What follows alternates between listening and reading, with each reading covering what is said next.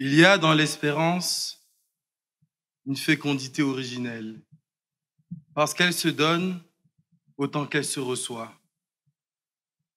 Un chef est espérance parce qu'il guide les hommes, parce qu'il rassemble les âmes. Et c'est là la qualité fondamentale d'un chef. Alors, qu'est-ce que l'espérance?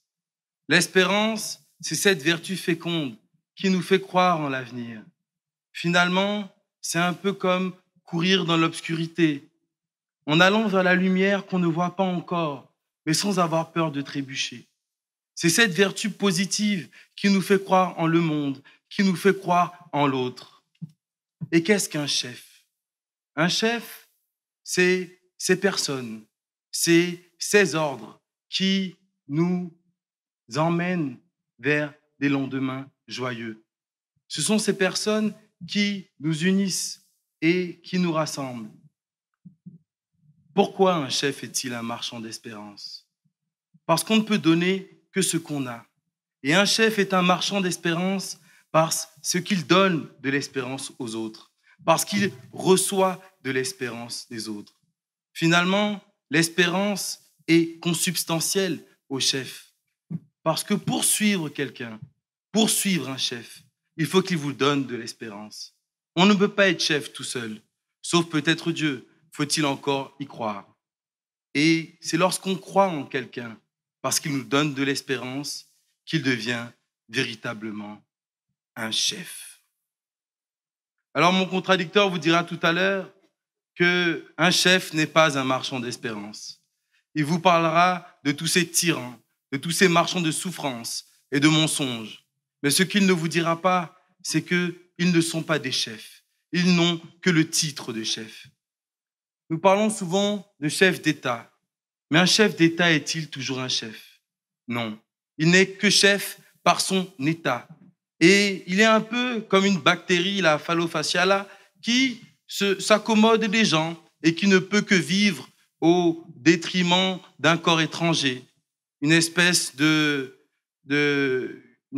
faussaire. Parce qu'un véritable chef n'a pas besoin de titre.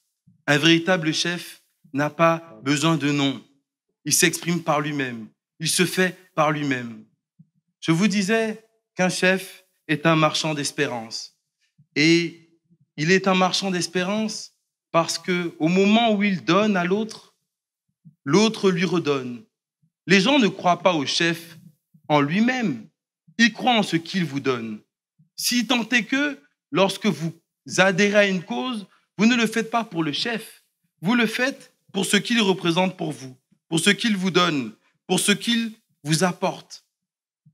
Et dans cette espérance que vous lui redonnez, le chef espère à nouveau.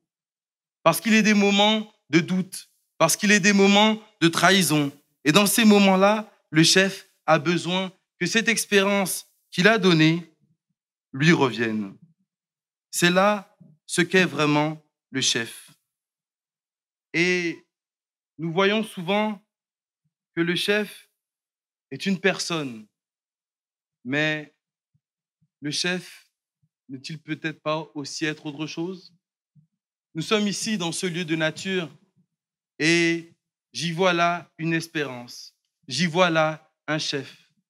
Parce que si nous étions abandonnés sur peut-être une île déserte et que nous trouvions des fruits pour manger, nous y verrions de l'espérance.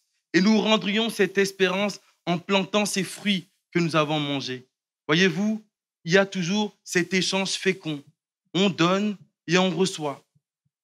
Et l'espérance est partout ailleurs. La justice.